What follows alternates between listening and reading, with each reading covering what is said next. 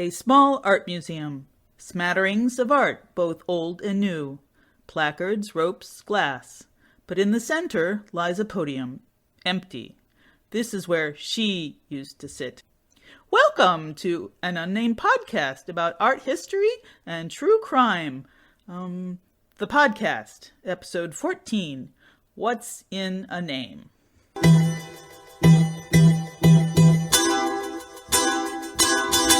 Before we begin, I'd like to speak about today's sponsor. Today's episode is sponsored by Self-Care Package, a wellness necessity. Every week, Self-Care Package will deliver you a customized package so you can hold your own therapy for your own needs in your own home. As a user myself, I can personally say how much I love my monthly pack. Last month, I gave myself a Rorschach test, made my own Lexapro, and even got to write up my own copay bill. If you'd like to become a Self-Care Package member, please remember to let them know I sent you by signing up at selfcarepack.com/unnamedpod. Thank you. Now on to today's episode. An Unnamed Podcast about art history and true crime is a podcast where, every week, I pull back the doors to some of the most renowned museums of the world and imagine the events leading up to some of the most infamous crimes in art history. Today is episode 14, What's in a Name? This week, we will be looking at the robbery of Unnamed Statue of a Woman Sitting by Renee Honeck. What a catchy name. Really rolls off the tongue. Honeck was a 19th and 20th century sculptor and ceramicist known for her dedication to the female form. She was an active artist and private teacher for nearly 60 years before passing of heart disease in 1951. She was a known shut-in, rarely ever leaving her home. She never married, and nearly all of her outside needs were cared for by her live-in assistant Colette. Speaking of assistants, I would like so much to thank our Patreon supporters for always assisting me by making this podcast possible. Hannah, Stefanie, Suzanne, Nancy, Robbie, and Evelyn.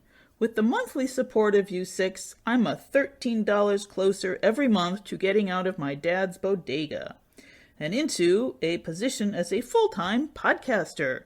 Thank you! If you'd like to join these lovely humans and get early access to podcasts every week, as well as a shout-out at the beginning of each episode, you can become a patron at patreon.com/unnamedpod. The Unnamed Statue is one of Honeck's less well-known works, as it was made pretty early in her career, prior to any of the successes she gained. Sculpted over 100 years ago now, Unnamed Statue of a Woman Sitting did in fact sit for nearly 70 of those years in the Wadsworth Atheneum, the oldest art museum in the country. The piece was acquired after Honeck began garnering more praise for her work and was quite well received by most museum goers after being transferred to its new home. In summer of 2018, however, museum workers entered the gallery early one morning to find Honeck's piece shattered into pieces. Investigations are still open, however, with nearly no evidence in sight and theories pointing in every direction. Who's to say how it happened? We may never know, but of course there's no harm in forming our own possibilities. Let's begin.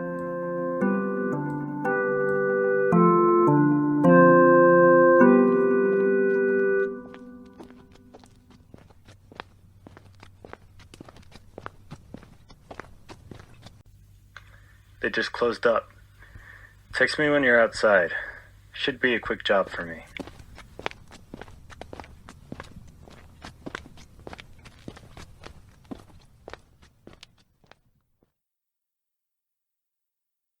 Someone is coming.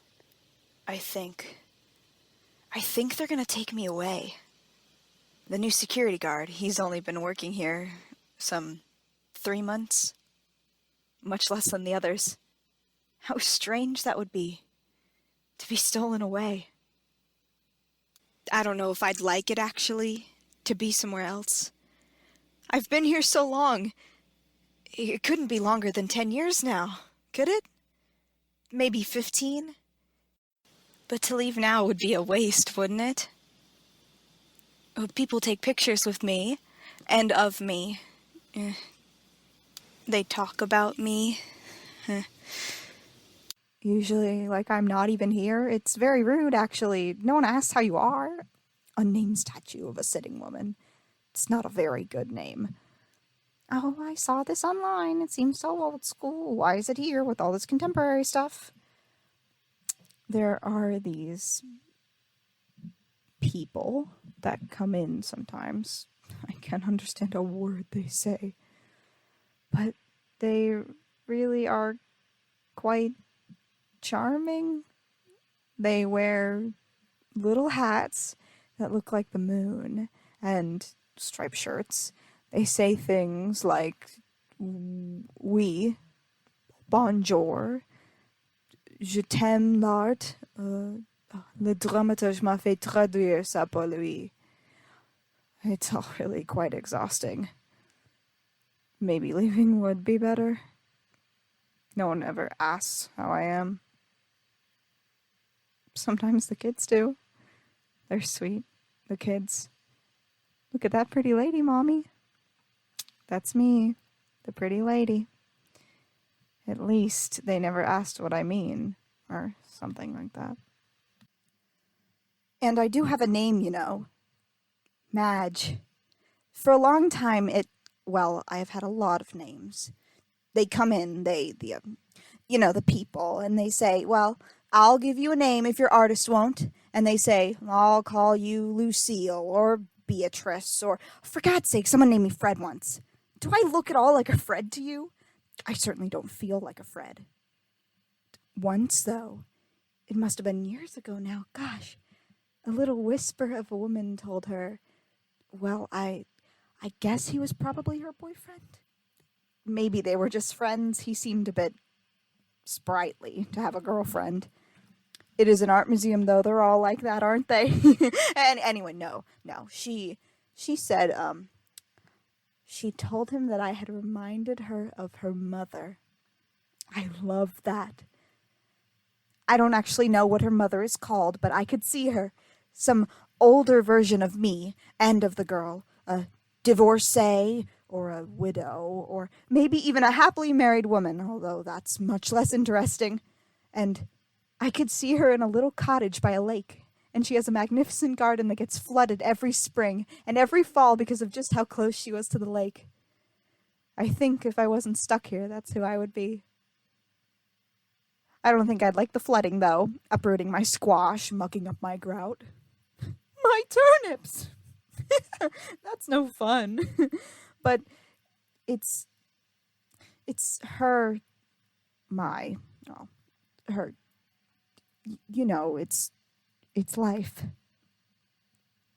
Oh, but yes, I thought I would, I don't know. So many people give me names, and I am quite the study, so I gave her a name. Madge. And I decided I should be Madge too. Madge as well. And also Madge the second, you know? I also gave names for everyone else in her life too.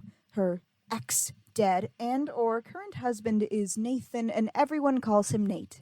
And her cat, or sometimes it's a bird, once it was a dog, is called Tiny. Her daughter is Margaret, and her daughter's gay boyfriend, he's Fred. He definitely looked like a Fred. Maybe a Freddy or Frederick.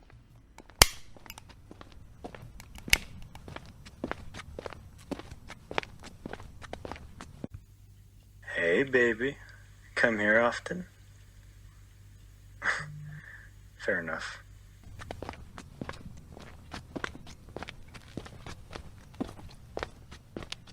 He's quite the character. Young thing. Not the type you'd expect to be a security guard / art thief, really. I wonder if he's done this before. I gave him a name, too. I call him Alex. I learned his name was Tommy, but it's just not nearly as good, is it? Alex. Ooh. Alex. Alex. It really just rolls off the tongue better. I don't actually, you, you know, I know so much about so many of the people that work here, but the people on the night watch, it's so small, they only really needed one of them at night, so other than the first few nights while they're training them, I don't get to hear them talk much. Sometimes they talk a lot more to us than other people do, but never really anything of substance. It's so hard to have a nice, genuine conversation around here. I think... Anyway, no, but you have to really pay attention to get to know them. A lot of people they would come in and read, and they can tell you a lot about a person by what they read. Now, most people play on their phones, It's harder to tell what's going on without a cover to judge by. Well, that's fun. There was a guy. Oh, he was so nervous about... it's a stressful job, and the nervous made him have to pee all the time. 12 times in a night once. Poor thing. Oh, one girl. I remember. She would come in, a portly thing, so cute, like a big cherub. I know that a lot of people can't see the beauty in it, but here I'm so surrounded by women withering away, I find it so charming, all the different shapes and sizes people come in. Her name was Kate, or Katie, and her name fit her like a glove, She would sit right over there by the window so you could still see the city, and she was getting some degree in music. She would sit all night and do classwork, and sometimes she would play for me. Oh, the saxophone. I loved it. I love music. I never get to hear enough of it in here. And I love that she would play for us our own little concerts every night, and she would apologize if she messed up, and she would do all kinds of songs. I miss her. I heard she got a better job now. Maybe a high school band teacher. Something like that. I was so proud. I bet those kids would love her. Yes, Alex, Tommy, whatever you like. I don't know, he's hard to read. Walks around, sits on his phone. Nothing really of merit yet. That would be exciting if he does plan on spiriting me away. Cracking the walnut, seeing just who he is outside of here. The woman I'm sculpted after, her name was Alexis, actually, which is very similar to Alex, isn't it? Although, unlike Alex, Alexis is a horrible name. Don't you think? Alex is a girl who is cool and mysterious, and Alexis, she's but she's a bitch, right? And the woman I'm sculpted after is no exception. At least in my eyes, I guess I never knew her personally. I'd be twice the woman she'd ever be. Maybe. I guess I'm not really... I don't really know if I'd be a woman. Or if I am a woman. Or what have you. I'm just sort of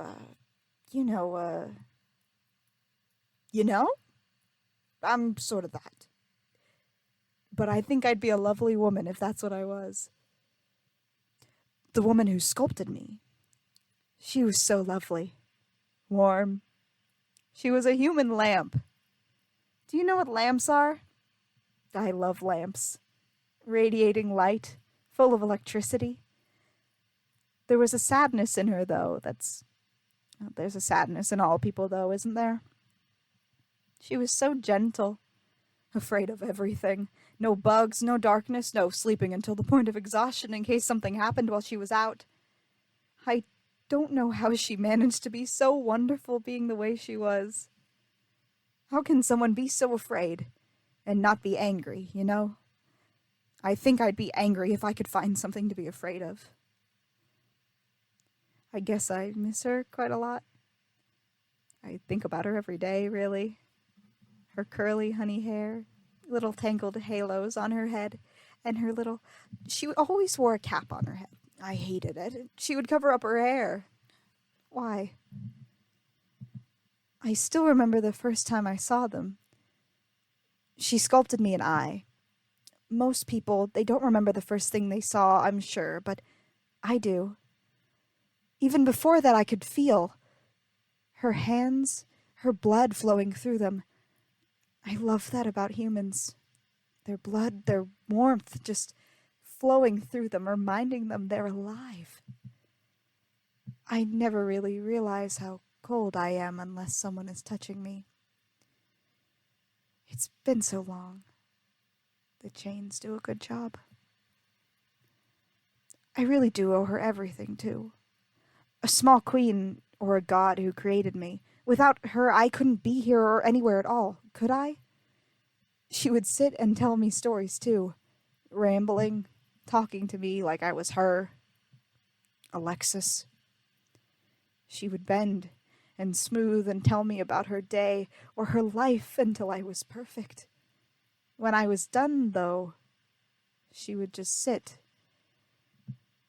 in silence so often in her studio by herself, breaking herself apart, cracking her edges. I guess I get that from her. I don't know what Alexis did to her, really. Broke her heart, I guess. She didn't mention it much. If she treated her half as well as she treated me, though, I know she didn't deserve it. And if she was half as bright as she was before Alexis left, I can't imagine who she was before. I wonder, too, why she didn't name me after her, though I prefer Madge. It must have been too much. I think that's why I ended up here and not with her. She had to sell something to survive, you know? It's what she did, and I'm sure I hurt her the most to look at every day. I've been so many places since then. I felt it when I left. It's all I could feel. Empty and light. Like I was falling into the sky. Sometimes I can't believe she's real. So ethereal and cracked. Like she could never bleed or breathe or touch anywhere outside my mind. How long ago could that have been now? 30 years? Maybe 40? Who knows? Who knows?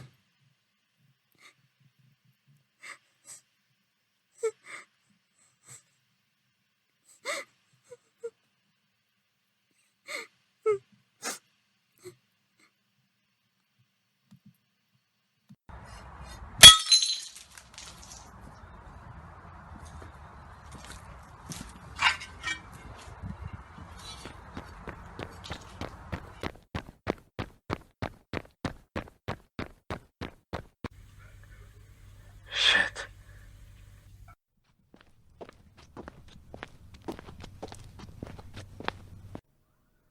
That's all right. I know how to fix her.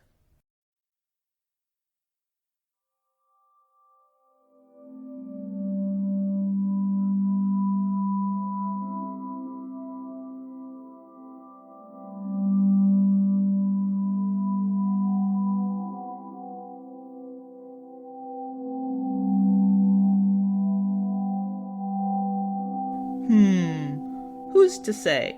Perhaps this was a simple robbery gone wrong, or an accident by a well-alibied security guard. Or maybe it was an act of rebellion, of heartbreak. Thank you for tuning in to this episode. Once again, you can support the pod by becoming a patron at patreon.com/unnamedpod. I hope you'll join me again soon.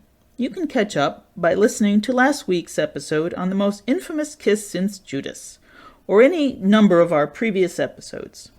Enjoy, make some memories, and learn some new ones.